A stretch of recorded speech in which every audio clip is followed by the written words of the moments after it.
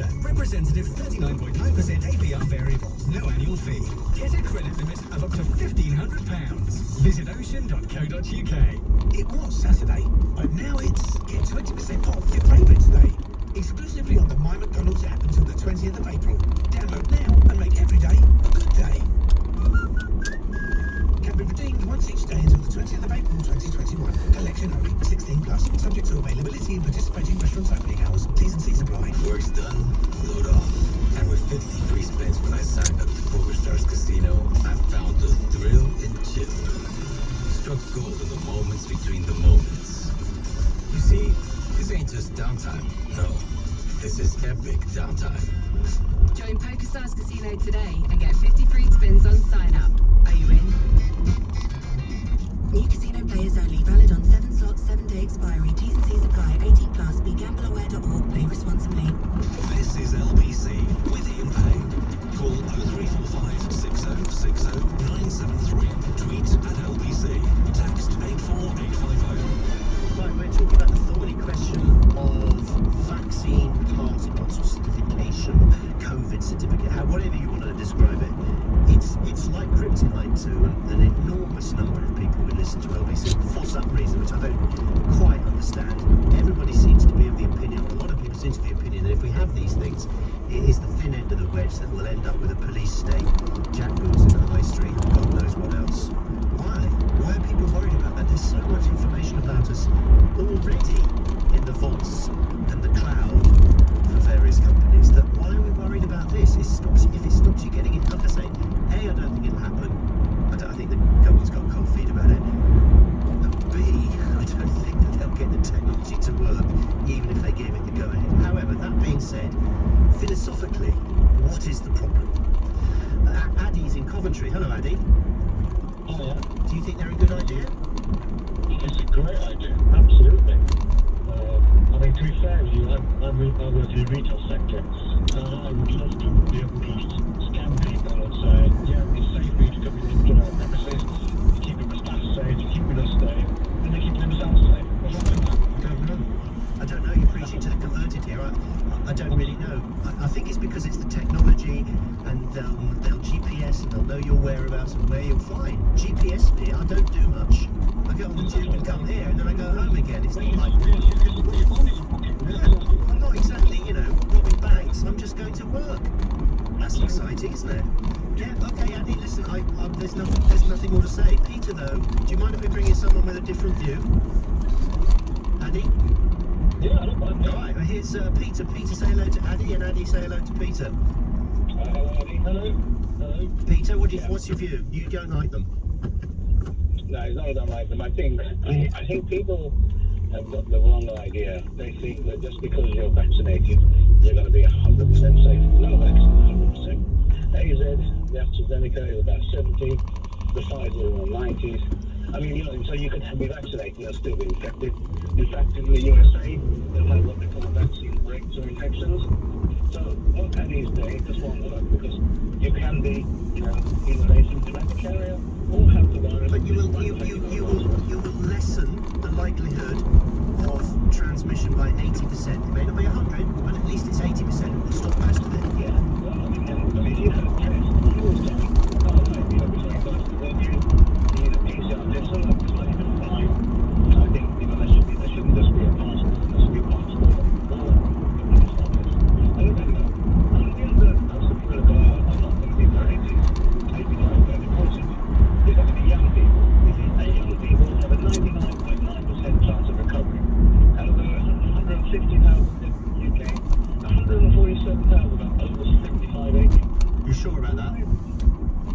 Yeah, so why blanket kill everybody who are younger? And also, what about the people who can't have it? People are allergic to the PEG in the vaccine. People who've got... but if you can't, for medical reasons, have the vaccine, that will be on your passport, won't it? Correct. So that would be fine. They could then be infected. So if you think you're going to be safe in the consulate and these people haven't been vaccinated... No, I don't think anyone is saying it will remove the possibility of anyone ever getting ill again. No one's saying that. But what it is saying is the likelihood of you getting it, therefore, is very, very low.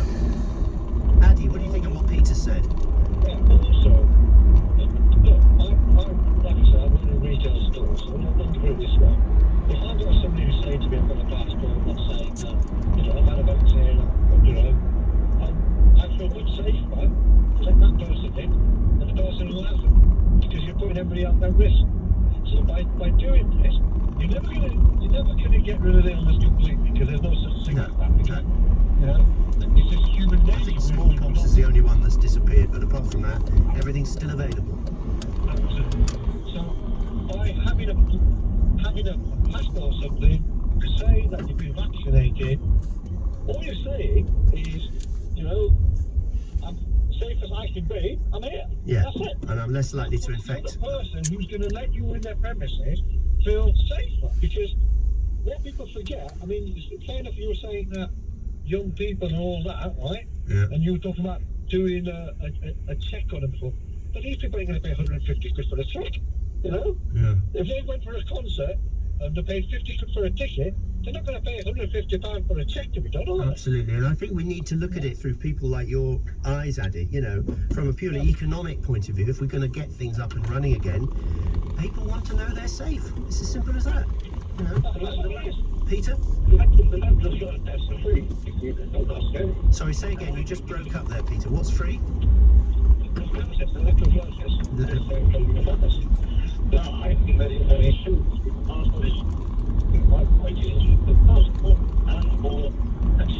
I'm sorry, Peter. I'm not, it's not because I disagree with you that I've cut you off. What did he state? You see? No, we can't hear you. Sorry, we've lost the phone connection. Andy, thank you very much indeed. So I really would like to hear from anyone else who runs a venue of any kind where the public are invited. Do you want some kind of proof that people coming into your space are safe? I know that a lot of you are saying, look, please, you're saying that if you have a vaccine, it doesn't mean you still can't transmit it to someone else. Exactly, I know that. But the point is, if everybody who goes to a particular place has had the vaccine, none of them is going to get ill. Or 91% if they've had Pfizer, or 84 Pfizer, like I have, or 84%. And then it gets even more likely you'll be okay if you had 2 doses. So we're not talking about saying no one can ever get ill ever again. We're saying the likelihood of it is being reduced by this. That's all. When I had my Pfizer jab, I got given a little piece of paper and it just says where I had it, when I had it, and what I had. Why can't I just show that? How about that? Would that be an imposition on your liberal freedom? I don't know. Steve's in Brighton. What do you say? Hi there. I'm a music promoter. Great, okay. I've got about between 60 and 100 shows a year, normally. How many this year? I've done none so far. I've just started booking bands. So booking bands in case I can put them on. But I was going to ask, can I look for any ID, for any COVID ID to say they've had it? Yeah? Because I'll tell you why. Why? The reason is, most people who come to my gigs are 40 plus. Oh, sorry? And they're from ages 40 plus. Okay. So by the time my shows start again, they're all going to have their vaccinations. The ones who haven't had their vaccinations, like, you know, the anti-vaxxers, look, I don't care if they get it, quite honestly. Right? You know, they're the only ones who are going to get ill, aren't they? Yeah. That's going to go with. Yeah. I mean, to be fair, the only people going to get it are the anti-vaxxers, aren't they? What about people who can't have a vaccination for medical reasons? Well, they're not going to come to a gig, are they? You know, they'll be playing Russian roulette with you. Well, you see, people are going to say, well, you're denying me the chance to go and watch Steve's bands. No, they're not. They're not going to come because they're going to be too worried, and they'll wait until they can go. Okay, fair enough.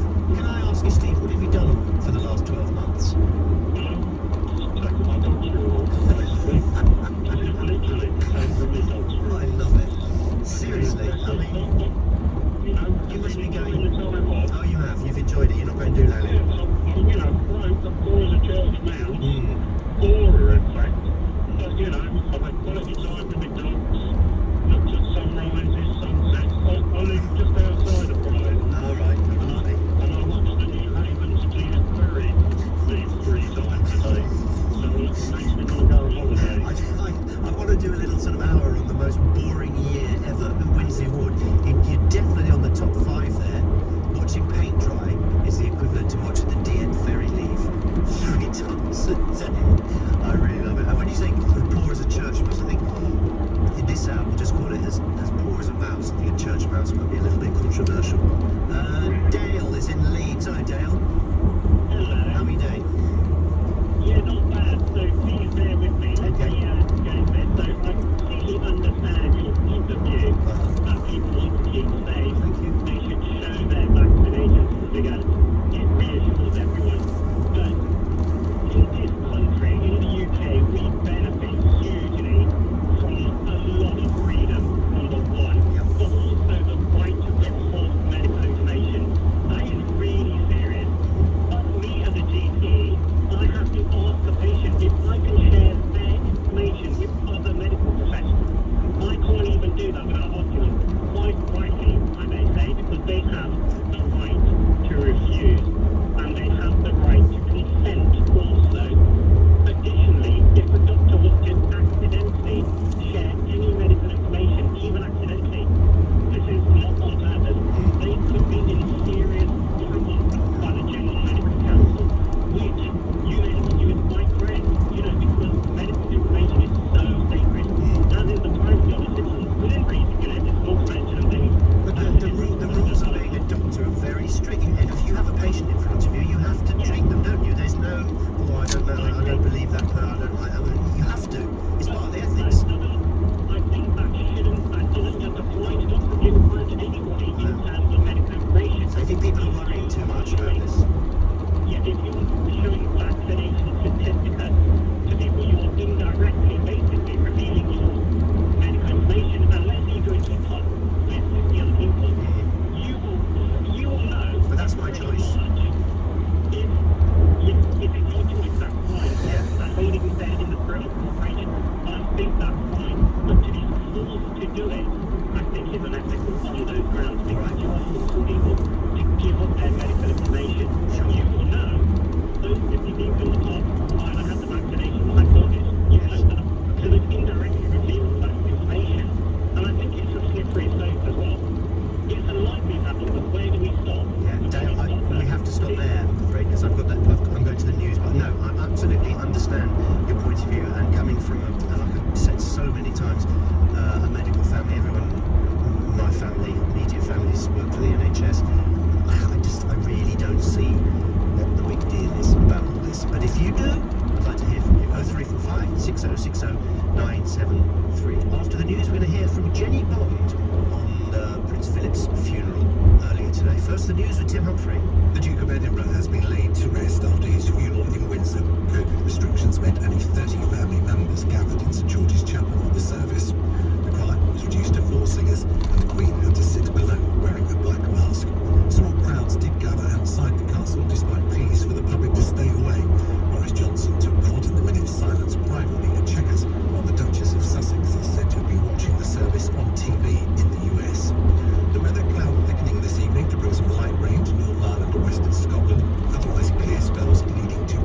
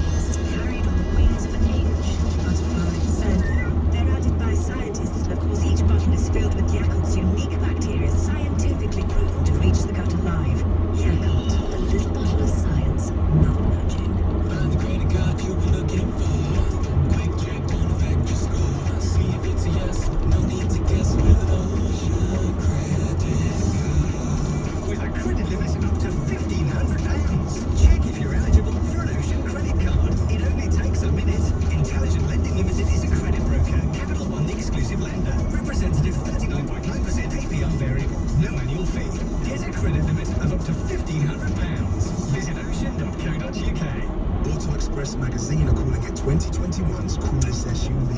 We call it the all-new Vauxhall Mocha. Its unmistakable design makes it impossible to ignore. But it's not just the coolest SUV, it's also one of the most advanced. Take the adaptive cruise control.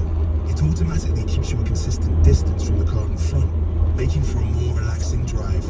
That's smart and stylish. The all-new Vauxhall Mocha in electric, petrol and diesel. Search New Mocha. How you feel tomorrow starts with a safe, spacious gym experience at Nuffield Health.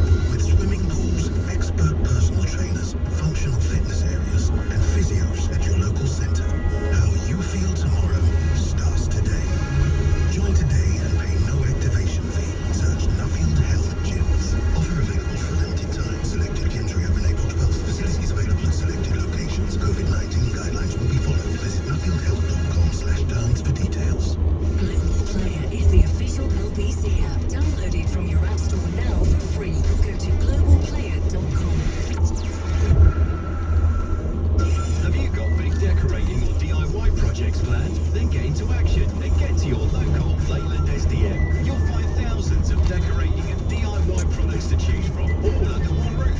With leading brands, in-store paint colour mixing, and always great service, tackle those tasks with confidence. Our stores are all across London and open 7 days a week. Or shop online for quick and easy home delivery at leylandsdm.co.uk. Leyland SDM.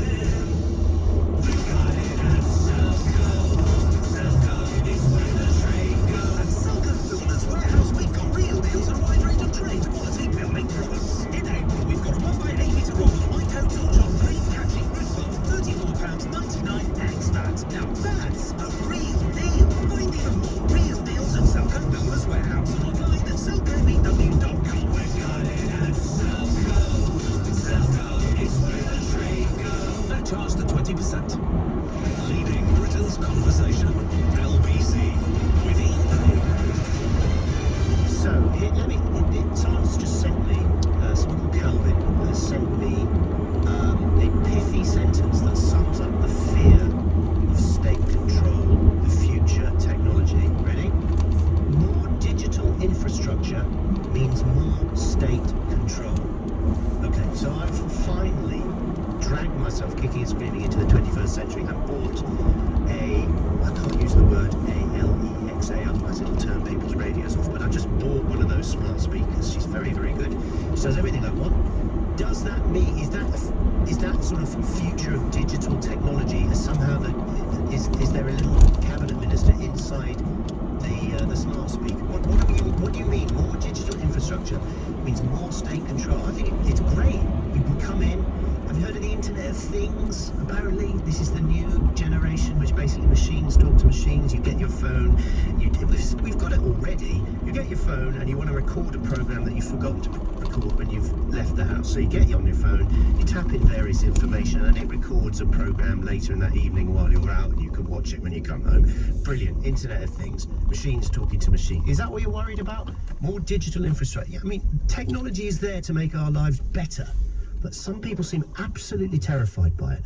03456060973. The Duke of Edinburgh, by all accounts, was very, very keen on technology. He loved keeping up with the times. Jenny Bond is a broadcaster and royal commentator. Jenny was watching the funeral service for Prince Philip taking place today. What did you make of it, Jenny? I thought it was very dignified, quirky at times, fairly no-nonsense in the way he would have wanted.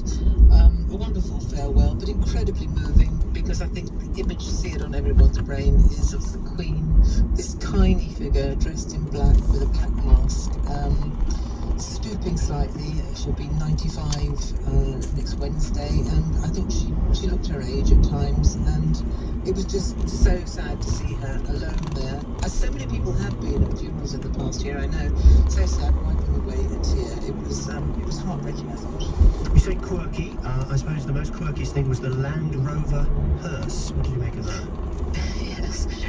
Yes, he'd been sort of tinkering with this idea that a Land Rover should, he loved Land Rovers, should carry him to his final resting place. And he put him for about 16 years, I think, and the Land Rover designers had been adapting it. and there was a backup one as well. It was very different. That's what he wanted. And also it was quite quirky, rather touching, I think, that his carriage, he was a great carriage driver, as you know, he competed in carriage driving, and his carriage and his two horses, Balmoral and Storm, were brought in and stood in the quadrangle while the hearse, the Land Rover, went by, and in his empty seat in the carriage was his gloves and his hat. I thought it was very moving. We can't let you go without asking what you made of the Prince Harry, Prince William. They were seen walking and chatting. They were, yeah. They were separated in the procession by their cousin Peter Phillips, but he's hung back a bit actually. So the image you've got was the three of them, principally Harry and William together. But afterwards, in the informality of walking back to the castle, they were chatting together. Catherine, again, I thought was quite clever. I don't know if it was deliberate, but she too started out as a threesome. They started walking together, and she hung back, and so we got the image of the two young men, and they appeared to be talking quite freely. It didn't look strained, so maybe in death somehow the Duke has been a broker of peace between these two boys. Thank you so much, Jenny. Jenny Bond, broadcaster and royal commentator. Yes, sterling work by all our boys and girls as well this afternoon, if you were listening to our coverage of the funeral here on LBC. Global player to listen back if you wish. It's 20 to 7. What is it about these COVID passports that has everyone so worried? The church, which normally doesn't say very much. Like I said at the beginning of the hour, I always think the church should get more involved in more issues, to be honest. But they've got involved in this one, and I don't really get it. I mean, you may have heard an interview we did earlier on with a former Anglican bishop, and to say that his views were different was an understatement. He's basically saying, let's all just carry on as if nothing has happened. More than 1,200 church leaders have written to Boris Johnson, not all in one go, to introduce COVID vaccine certificates, saying they are an unethical form of coercion. Passports could create a surveillance state. They think it could create a two-tier society. The UK Equality Watchdog as well says the same thing. They've also called it a medical apartheid. And then they go on. This scheme has the potential to bring about the end of liberal democracy as we know it. As such, this constitutes, get this, one of the most dangerous policy proposals ever to be made in the history of British politics. Really? What are we worried about? David is in Stafford. Hello, David. Hi, Ian. Hi. It's a pleasure to be on your show today. Oh, thank you very much. What would you like to tell us? I think when you start talking about privacy and surveillance and the police state, what you're really talking about is control and power, and that's the key here. Okay. And I'm a pro-technologist just like you are, but I think you can have the two sides of the fence really, and it depends on whether you trust the government with your data or not, and depends on which side of the fence you lean really answers that question. Okay, they have access to that information already, if they need to. Yeah, With the they do. police, for example. It's all about, what do they want from that information? What can they do with that information? And for me, for years now, we've been sleepwalking into this situation where we give more and more of our data and our rights away to the governments. We can take AMPR as an example here. What's that? AMPR was a very, very small experiment to start with to track people who stole cars. It was trialled on the M1 for a short period of time. Yeah. And now AMPR is used over the complete motorway network for all sorts of reasons. And it records all of our journeys for 3 years or longer. So. Okay, well, let me give you an example to counter that. Many years ago, obviously, I've been very good since.